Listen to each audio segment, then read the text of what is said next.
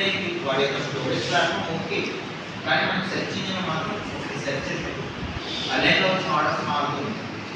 So ఇంకోటి వచ్చేసరికి సరే హోమ్ పేజ్ వీడియోస్ వరకే మారుతుంది. ఇన్ కేస్ ఏదైనా ఛానల్ ఓపెన్ చేస్తాం, వాడు ఏ ఆర్డర్ అయితే సేవ్ చేసి పెట్టాడో పేజ్లో అదే ఆర్డర్లో చేంజెస్ ఉంటాయి. సరే ఇన్ కేస్ అక్కడ వరకు స్టోర్ అవుతుంది, వీడియోస్ ఇలా స్ట్రక్చర్డ్గా. ఇన్ కేస్ ఏదైనా వీడియో ప్లే చేసాం దాని కింద లైక్స్ కామెంట్స్ అన్నీ ఉంటాయి కదా.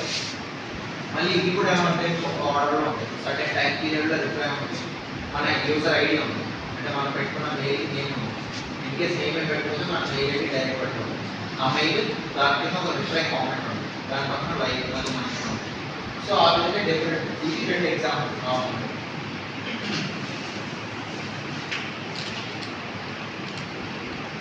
సో ఇక్కడ వరకు కాకుండా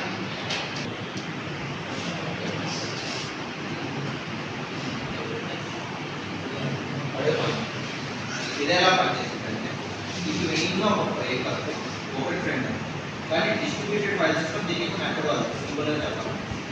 ఇది ఎలా వర్క్ అవుతుందంటే మీ క్లాస్లో 120 స్ట్రెంత్ ఒకటే స్టాక్ కానీ, సో ఏదైనా నేను డేటా సెట్ కానీ ఒక ఇన్ఫర్మేషన్ కావాలన్నా వర్క్ అంతా ఎవరితో పెడుతుంది, స్టాక్ మీద పెడుతుంది.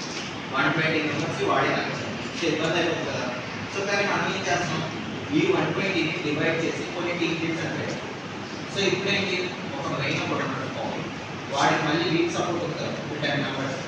సో ఇప్పుడు ఈ 10 మెంబర్స్ ఏం చేస్తారు, రిమైనింగ్ వాళ్ళ ప్రాసెసింగ్ అంతా చేసి ఆ 10 మెంబర్స్ మళ్ళీ రిపోర్ట్ ఆపేస్తారు, పంపిస్తారు. సో వీడేం చేస్తారు, ఇంకేం కావాలంటే మనం బయటికి రిజల్ట్ కానీ ఇస్తూ ఉంటాం.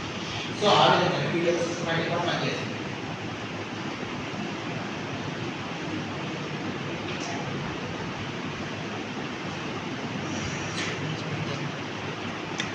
అది దాని దాంటే కాదు, డిఫరెంట్ సిస్టమ్స్. అది సిస్టమ్ మెయిన్ సిస్టమ్ 1 2 3 ఏదైనా అవసరం.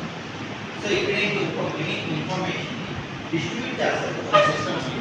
ఆ సిస్టమ్ ఏం చేస్తుంది, వాటికి ఏదైతే ఇన్ఫర్మేషన్ ఉంటుందో దాన్ని ప్రాసెస్ చేసి సేవ్ చేయడం కానీ చేస్తారు. ఈ ప్రాసెస్ చేసాక రిజల్ట్ వచ్చిందని మెయిన్ సిస్టమ్కి అప్డేట్ చేస్తారు.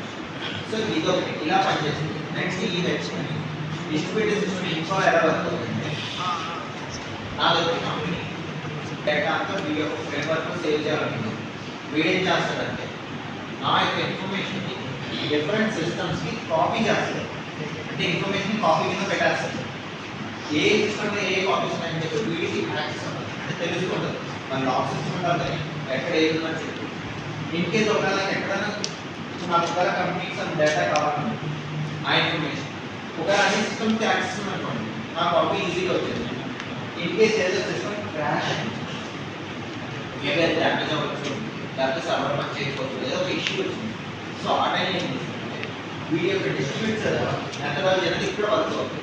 ఇక్కడ ఏంటి, మనం ఆల్రెడీ ఇన్ఫర్మేషన్ డిఫరెంట్ సిస్టమ్స్లో కాపీ అయిపోయింది.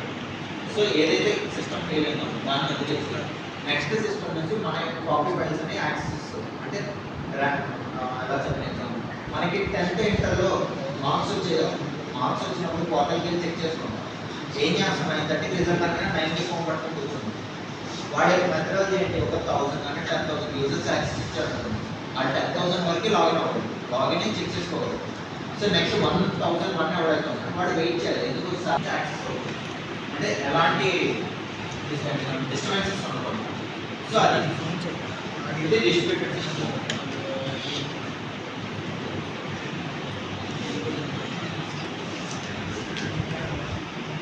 నెక్స్ట్ కూడా మ్యాప్లెట్. ఈ మ్యాప్లెట్ యూజ్ చేయాలంటే ఇప్పటిదాకా ఏం చేస్తున్నాం, ఒక వర్క్ని డిఫరెంట్ సిస్టమ్ పంపించి ప్రాసెస్ చేస్తాం.